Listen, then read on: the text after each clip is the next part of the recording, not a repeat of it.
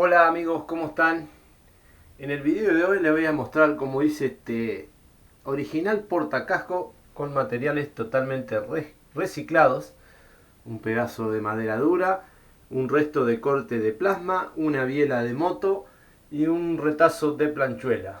Quedó bastante original. Van a ver cómo hice el calce para que quede pegado a la pared y no se vean los tornillos.